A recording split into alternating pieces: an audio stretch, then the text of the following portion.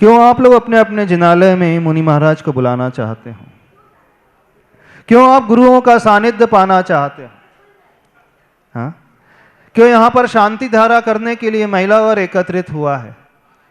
क्यों आप लोग सोले के वस्त्र पहन करके एक साथ एकत्रित हो गए? इसका उत्तर है आप लोगों के पास।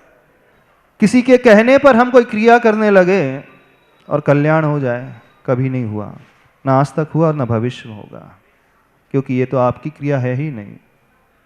आप किसी के कहने पर आ गए।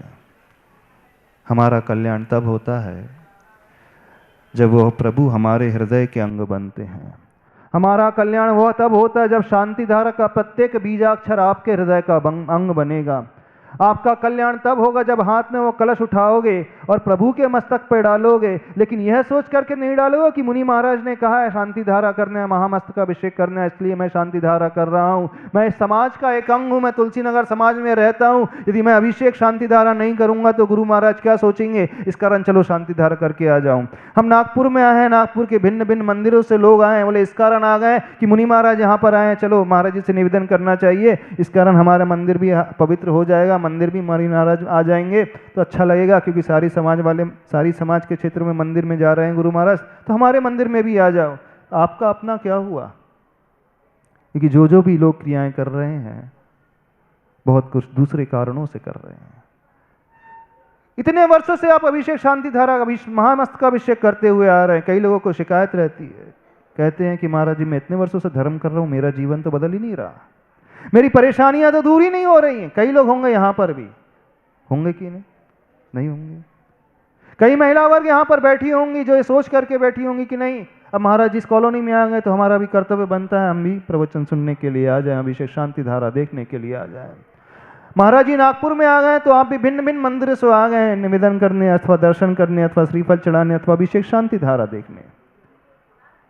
क्रिया बिल्कुल सही हो रही, क्रिया में कोई गलत नहीं है, लेकिन सही क्रिया हो जाने मात्र से यदि हमारा कल्याण होना होता तो आज तक हो गया होता, लेकिन आज तक नहीं हुआ है। इसका मतलब है सही क्रिया के साथ साथ कुछ और भी आवश्यक, अति आवश्यक चीज होती है जो हमारे कल्याण को करने वाली होती है। और जानते हो वो कौन सी आवश्यक क्रिया होती है? पता है? कितने लोगों को पता है? ये वेदी में बैठे शांतिनाथ भगवान, अभी महाराज श्री शांतिनाथ भगवान का बहुत गुणगान कर रहे थे, भगवान के महिमा को बता रहे थे, भगवान की प्रतिष्ठा आचार्य भगवान ने की है, भगवान को सूर्य मंत्र आचार्य भगवान ने दिया। इस जिनालय की परिक्रमा पंच कल्याणक के साथ हुई थी, इस कारण जिनालय में अपने आप में बहुत अतिशयवान हो गया, प्रतिमा अपने आप में बहुत ऊर्जावान हो गई, इसमें कोई दो मत नहीं, बिल्कुल है। लेकिन भगवान जो वेदी में बैठ गए, अतिशयकारी जिनालय में बैठ गए, तो हमारा कल्याण हो जाएगा, कोई गारंटी नहीं। हम उल्टा बोल रहे हैं। अभी तक बहुत कुछ बताया गया, बहुत कुछ सुना गया, आप बहुत कुछ इतने दिनों से आप सुनते हुए आ रहे हो ना। क्या क्या सुना आपने हमेशा इतने दिनों से? यही सुना होगा ना कि अभिषेक करने से, शांति धारा करने से, पूजन करने से, आहार दान देने से हम जो है अच्छे हो जाएंगे, हमारा जीवन सुधर जाएगा, परिवार सुधर जाएगा, सारी समस्या दूर हो जाएंगी। लेकिन आज हम पूरा उल्टा बोल रहे हैं आप लोगों से। बिल्कुल सच, बिल्कुल डरा नहीं रहे, सत्य कह रहे हैं एकदम। वेदी में बैठे प्रभु से कभी कल्याण नहीं होता, भले ही प्रभु कितने भी अतिशयवान क्यों ना हो, भले ही कितने भी ऊर्जावान क्यों हो, भले ही उनकी प्रतिष्ठा आचार्य भगवान ने क्यों ना की हो, उनसे अभी कभी हमारा कल्याण नहीं होगा। जिनालय में बैठे प्रभु से कभी कल्याण नहीं होता है। कल्याण होता है वेदी में बैठे हुए प्रभु जब हमारे हृदय में बैठ जाएंगे, उस क्षण आप अभिषेक की धारा डालोगे तो कल्याण हो जाएगा। इस बात को मान करके चलना। जब जब आप भगवान के दर्शन करने आते हो, आप कौन से भगवान को देखते हो? कौन से शांतिनाथ भगवान को देखते हो? वेदी में बैठे हो शांतिनाथ भगवान को, है ना। कितने लोग अपने हृदय की वेदी में बैठे हुए शांतिनाथ भगवान को देखते हैं। जब जब आप मंत्र पढ़ते हो तो जिनवाणी में लिखा हुआ मंत्र है, शास्त्रों में लिखा हुआ, कागज में लिखा हुआ मंत्र है, उससे कभी कल्याण नहीं होता, क्योंकि नमोकार मंत्र की जाप आप रोज देते हो कि नहीं? 9 बार तो पढ़ते ही होंगे, नमोकार मंत्र का पाठ करते ही होंगे, कायोत्सर्ग करते होंगे, उससे कुछ नहीं होगा। यदि होना होता तो अभी तक हो गया होता, सबका हो गया होता, लेकिन नहीं हुआ है। इसका मतलब है कुछ बहुत बड़ी कमी सबके भीतर है। आज एक बात को कहना है, उस कमी को दूर कर लेना, और जिसने उस कमी को दूर कर लिया, नियम से मान करके चलना, उसका कल्याण बहुत जल्दी हो जाएगा। और वह कमी जो है, वह मंत्र जिनवाणी की पर्याय ना बन करके रह जाए, वो कागज की पर्याय ना बने रहे, वो काली स्याही की पर्याय ना बने। हाँ, देखने में आएगा कि काली स्याही की पर्याय है, देखने में आएगा वो कागज की पर्याय है, लेकिन जब आप उच्चारण करो और उच्चारण करने के साथ साथ उस मंत्र को, उस बीजाक्षर को अपने हृदय की पर्याय बना लोगे, तो वो आपका मंत्र कहलाएगा, वो आपकी शांति धारा कहलाएगी। और उसके बाद आप शांति धारा करोगे, अभिषेक करोगे, वो धारा डालोगे, तो वह गंधोदक जो बनेगा एक विशेष पावरफुल आपका अपना गंधोदक बनेगा, और वो सब कुछ बाधा हर लेगा। इस बात को मान करके चलना। इस भाव से जब आप दर्शन करोगे तो वो भगवान आपके भगवान हो जाएंगे। सिद्धालय में बैठे भगवान से भी हमारा कल्याण नहीं होता, समोसरण में बैठे भगवान से भी कभी हमारा कल्याण नहीं होता, मंदिर में बैठे भगवान से भी कभी कल्याण नहीं होता, कभी नहीं होता, क्योंकि हजारों नहीं, लाखों नहीं, करोड़ों लोग आते हैं इन प्रभु के पास, लेकिन सबका कल्याण नहीं होता, विरलों का कल्याण होता है। अभी आपने एक पक्ष सुना है कि प्रभु का अतिशय सुना है, प्रभु की महिमा सुनी है, जिनालय की महिमा सुनी है, मंत्रों की महिमा सुनी है, बीजाक्षर की महिमा सुनी है, शांति धारा करने वाले की व्यक्ति की महिमा सुनी है, सबने इसी प्रकार की महिमा सुनी है। ये भी बहुत बड़ा फैक्टर है, मना नहीं किया जा रहा है इसके लिए, लेकिन सबसे बड़ा फैक्टर जो है वो कौन सा फैक्टर है? ये सारी की सारी जो एक्टिविटी बाहर की हो रही है, सारी की सारी जो क्रियाएं हो रही हैं, वे प्रभु जो जिनालय में बैठे हैं, जो धातु की मूर्ति है अथवा पाषाण की प्रतिमा है, वो सोने जैसी है, चांदी जैसी है, तो चांदी की ही है, अथवा अष्ट धातु की है, अथवा मार्बल की, किसी भी धातु, किसी भी पाषाण की क्यों ना हो, वो अपना रोल है, लेकिन तुम्हारे लिए, आपके लिए कब वो कल्याणकारी बनेगी? जिंदगी निकल जाती है लोगों की पूजा करते करते, जिंदगी निकल जाती है लोगों की दर्शन करते करते, मंत्र का जाप करते करते, लेकिन जीवन के अंत तक वे हमेशा शिकायत ही करते रहते हैं। करते हैं कि नहीं? नहीं करते। आपने जितना सोचा था उतना मिला? बताओ। जितनी कल्पना की थी वो पाया आपने? जो लोग नहीं पा रहे हैं, बस इस बात को समझने की कोशिश कर लेना। और सबसे बड़ी बात, सबसे महत्वपूर्ण बात है, आप जिस भी जिनालय से आए, जिस भी मंदिर से आए, चाहे सदर से आए हों, चाहे लक्ष्मी नगर से आए हों, चाहे चंद्र प्रभु जिनालय से आए हों, चाहे लाड़पुरा से आए हों, चाहे महासमिति से आए हों, चाहे महासभा से आए हों, कहीं से भी आए हों, इन सारे फैक्टर्स को भी गौण कर देना। हम किसके पास आए हैं? हम प्रभु के पास आए हैं। हम प्रभु को पाने के लिए आए हैं, प्रभु को अपना बनाने के लिए आए हैं। आचार्य पूज्य पाद स्वामी जी कहते हैं, तव पादौ मम हृदय, मम हृदयम तव पदद्वये लीनम, तव पद मेरे ही में, मम ही तेरे पुनीत चरणों में, तब लौ लीन रहूं प्रभु, जब लौ ना पाया मुक्ति। क्यों आचार्य पूज्य पाद स्वामी जी को लिखने पड़ा? हे भगवान, आपके दोनों पाद मेरे हृदय में, आप मेरे हृदय में। क्यों नहीं उन्होंने लिखा कि आप बेदी में बैठे हैं? बेदी वाले भगवान हमारे लिए कभी कल्याणकारी नहीं होंगे। डर लग रहा है हम जो कह रहे हैं आज? हाँ, कई लोगों को डर भी लग रहा होगा, कई लोगों के मन में यह भी भाव हो रहा है, महाराज जी आज क्या कहने लगे? हाँ, लग रहा होगा, विचार तो आ रहा होगा, प्रश्न तो उठ रहा होगा। तो सभी लोग उन प्रभु को अपने हृदय की पर्याय बनाए, बस एक बहुत महत्वपूर्ण सूत्र है। वो मंत्र जो हम कह रहे हैं, जो उच्चारण हम कर रहे हैं, वो सूत्र अपने हृदय की पर्याय बन जाए, तब वो हमारा अपना होगा। यदि हम कहेंगे और आप कर रहे हो तो ये आप हमारा है। आप जिनवाणी से पढ़ रहे हो, शास्त्र से पढ़ रहे हो, कागज की पर्याय है, नहीं हुआ। आप सुनकर के आए हो, गुरु के कहने पर आए हो, तो ये सब गुरु का है, इस बात को समझना। हाँ, गुरु के कहने पर आने के पश्चात उसे आप हृदय से स्वीकारोगे तो भले ही उच्चारण मुनि महाराज करेंगे, फिर वो आपकी शांति धारा हो जाएगी। अंतर समझने की कोशिश करना।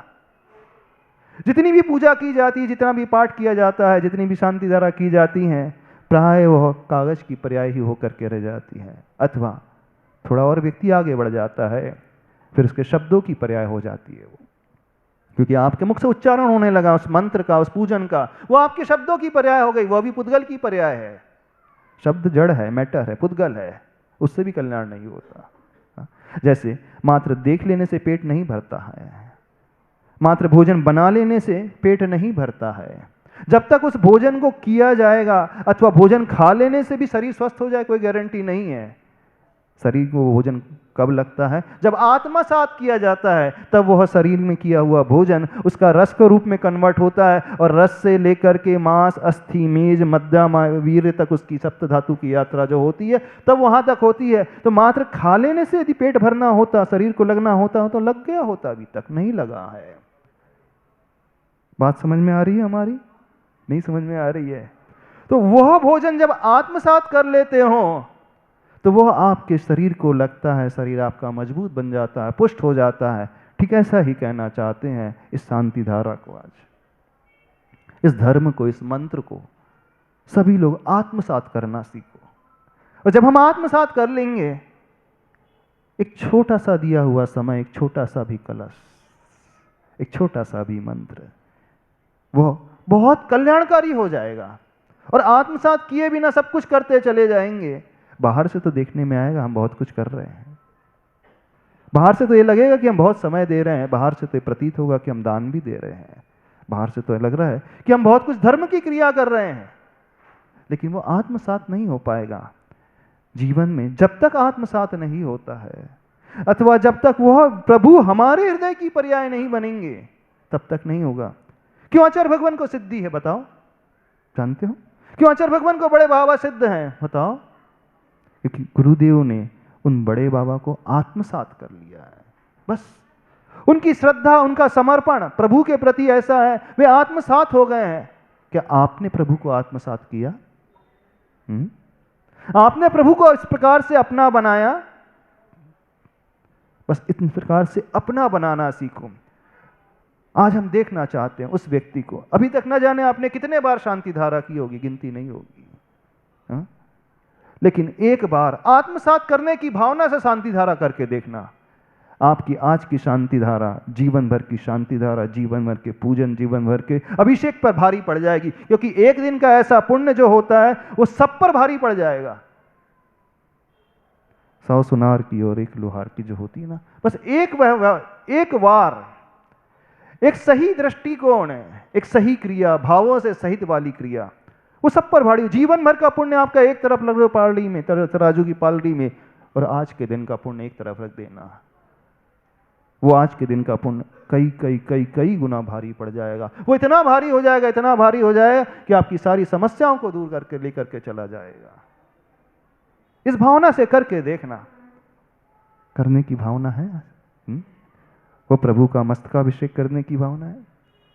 हाँ, आपके हाथ में कलश होगा, प्रभु सामने बैठे हैं, लेकिन कलश की धारा डालते डालते ये देखना, ये धारणा बनाना कि नहीं, ये प्रभु वेदी में नहीं बैठे हैं, ये प्रभु मेरे हृदय में विराजमान है। मैं अपने उस हृदय में बैठे हुए प्रभु को ही आत्मसात कर रहा हूं। फिर वो गंधोदक, चमत्कारी गंधोदक बन जाएगा आपके जीवन में। बिल्कुल, आप जो कहोगे वो होकर के रहेगा, वचन सिद्धि हो जाएगी। अब जो भाव भाओगे वो हो जाएगा अपने आप। क्यों? क्योंकि आत्मसात करके आपने प्रभु का अभिषेक, प्रभु की शांति धारा की है। यहीं से चमत्कार घटित होते हैं। क्योंकि हर मंत्र में, हर शांति धारा में, उसमें चमत्कार है, बीजाक्षर में चमत्कार है। लेकिन चमत्कार कब घटित होते हैं? जब व्यक्ति आत्मसात, चाहे वो आचार्य समंत भद्र स्वामी जी हो, चाहे आचार्य मानतुंग स्वामी जी हो, चाहे आचार्य कुमुदचंद्र स्वामी जी हो, चाहे आचार्य गुरु और विद्यासागर महाराज जी हो, चाहे वो धनंजय कवि हो, अथवा एक सामान्य श्रावक भी वो कर सकता है। ऐसा नहीं कि आप नहीं कर सकते, आप भी कर सकते हैं। लेकिन महत्वपूर्ण क्या है? आत्मसात करना, प्रभु के चरणों को हृदय में बैठाने की भावना लेकर के आना। आज इस भावना से शांति धारा करना। भी एक बात और कही गई थी, कोरोना काल में कई लोग चले गए, कई लोग चले।